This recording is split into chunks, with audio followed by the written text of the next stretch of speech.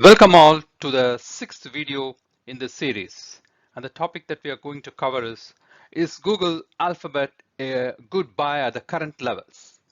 And to avoid missing out this interesting videos like this, please click on the subscribe button at the bottom of this video and also click on the notification next to that.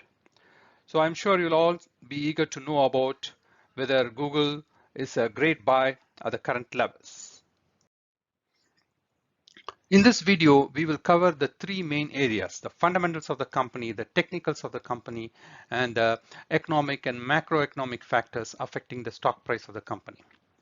Google's current price to earnings ratio is 17.80, which is excellent for a growth stock company like Google.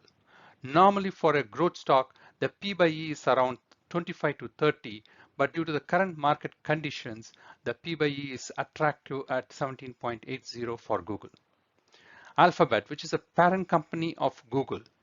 Don't get confused with this terminologies. Alphabet and Google both mean the same. The ticker symbol for both is GOOG. Alphabet repurchased 55.58 billion in Google stock over the last 12 months, which is excellent, showing the confidence of the management on its future growth prospects. Google is also one artificial intelligence stock covering digital advertising, the Google Cloud platform, and YouTube. Google is also increasing its share in the cloud platform segment as it focuses on security, open source software, and data analytics. Its free cash flow for the last 12 months is an whopping $65 billion.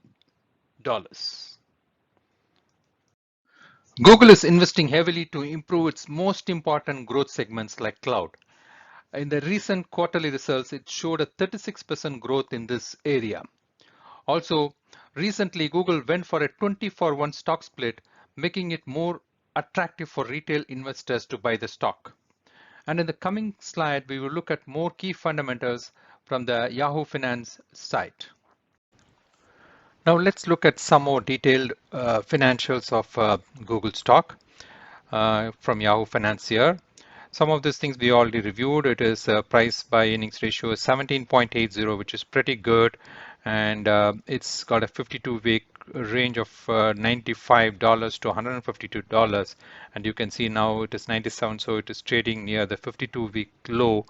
And Google's next quarterly results coming up in the next 10 days.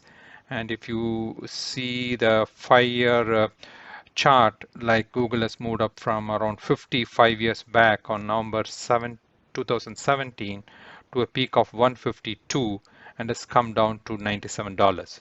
Basically, it has come down 33% in the last 1 year from October to this October. Let's look at some more detailed financials. If you look at the revenue has doubled in the last 4 years. From 2018 to 21, it has doubled from 136 to almost double, like $257 billion.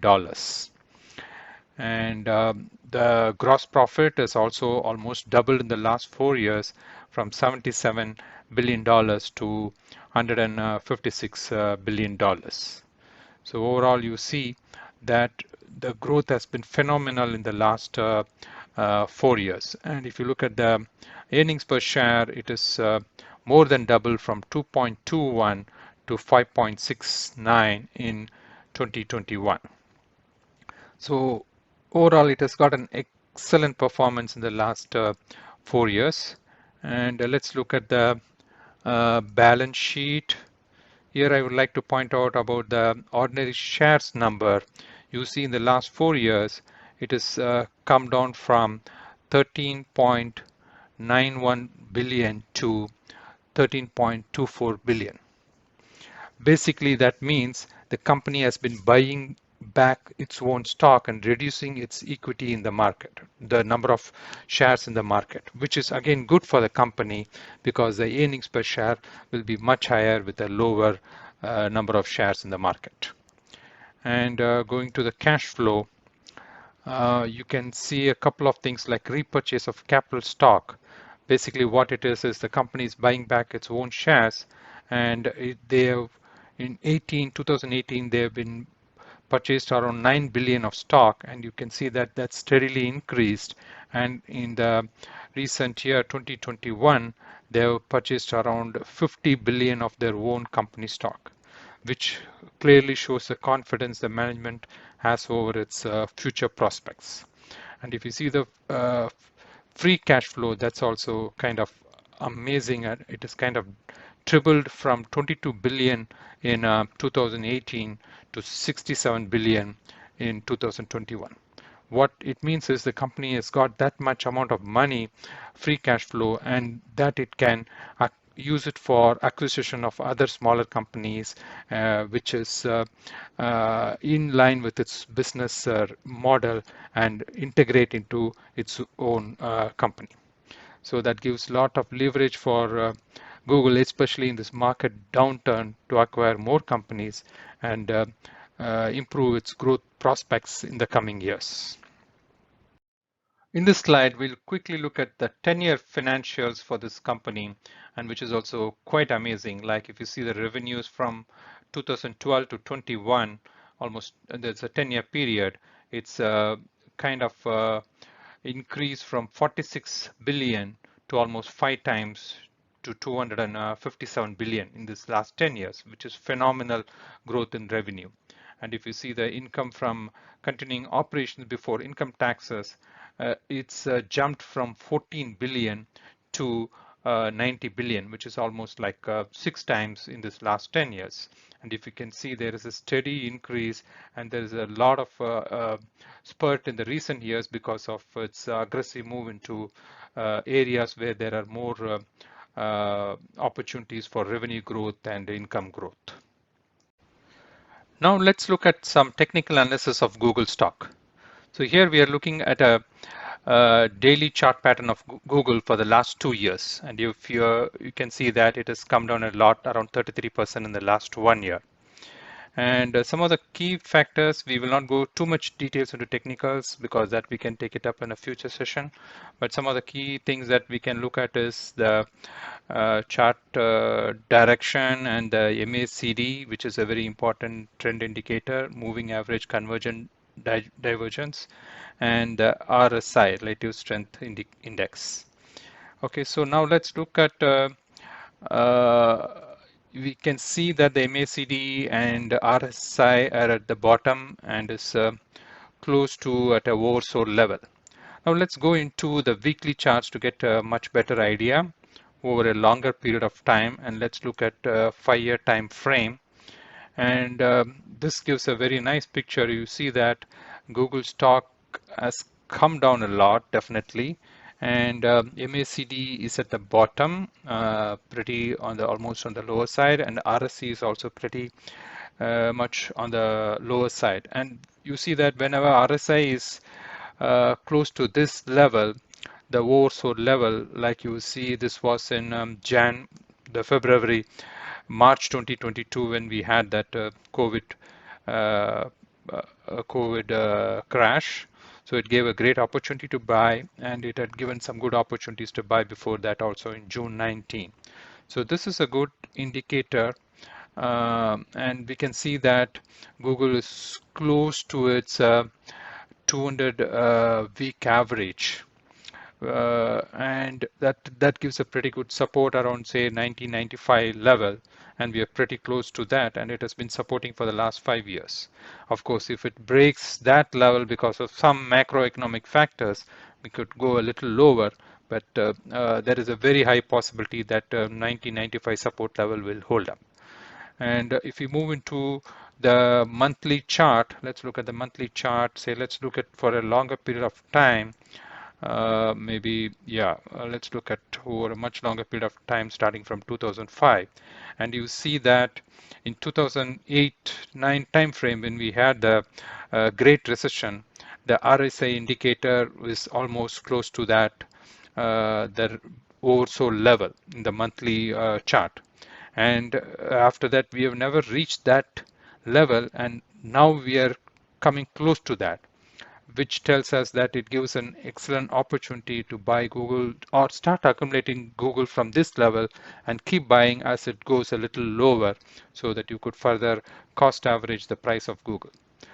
So based on this technical analysis, it looks like a potentially a good buy starting around this 95 level, and you can pick up more as it goes down a little more if at all it happens. Let us look at the economic and other macroeconomic factors impacting the Google stock price. High energy prices leading to high inflation. Russian invasion of Ukraine. The war impacts the energy prices and the supply demand scenario. If it comes to end sooner, that will also be a very positive sign for the stock market. Supply demand issues are still lingering on. The high inflation, which is around 8% and above as of the latest report, and the core inflation is around 6.6%. The Fed rate hike, which has the next meeting on November 2nd, is expected to be around 0.75% based on the recent inflation reports. And we can expect another 0.75 hike in the December meeting, and after which they could slow down the rate hikes. And that could be a very positive sign for the stock market. The US dollar is getting stronger against other world currencies because of the Fed rate hikes. For one, about 45% of the revenue of companies in the S&P 500 index is generated outside the US, and a strong dollar can negatively impact those earnings, which could also impact Google's earnings. In the recent week, US Census Bureau has done this survey on companies to find out how their supply chain has been disrupted. And we can still see that majority of the companies in manufacturing, construction, retail trade, wholesale trade, accommodation and food services are saying that their supply chain disruption is still there, and it is showing a value above 50%. Once these things come down, that will also be a very good impact for the stock market in the positive direction. To conclude, the stock market will begin to price in an economic recovery well before economic data hit a bottom, as investors look to better days ahead. No one can catch the absolute bottom. So based on this analysis, do your own due diligence, and if you're convinced about the future of Google, then you can start buying in small lots like 25% now and 25 to 50% after the Fed meeting on November 1, and wait for another opportunity to buy the remaining. Overall, the next 6 months will give good opportunities to buy this great company at attractive prices for the long term, with a time frame of 2 to 4 years. And it has the potential to double your money in this time frame of 2 to 4 years time. I currently own Google and plan to buy some more Google stock in the next 6 months time frame. Other videos that are coming up: how to buy your stocks using a brokerage account. This is very useful for beginners and first-time investors. Traditional IRA and Roth IRA, and how do you invest in them for the people who are interested in the retirement investing. Simple index fund investment options. Stocks, mutual funds, ETFs, and bonds, and how to invest in them. Dividend stocks and how to choose the dividend stocks. What are options? The basics of call option, put option, and covered calls. Fundamental analysis of stocks. Technical analysis of stocks using basic chart patterns. Candlesticks like doji and how to use them in your investment. How to measure your portfolio performance. So many more video sessions coming up to teach you a lot on the investing related topics. If you like today's session, please click on the subscribe button and click on the thumbs up button to show that you like this video. Thank you for watching this video, and see you soon in the next video. Disclaimer: these videos are strictly for educational purpose and do not provide any advice, tips on investment, or recommend buying and selling of any stocks, options, ETFs, mutual funds, or bonds. We neither take guarantee of profit nor stand responsible for any losses of any recipient. The recipient of this material should get their own professional advice before doing anything based on this information. The recipient is advised to read the above information carefully before any investment and taking any decision on that.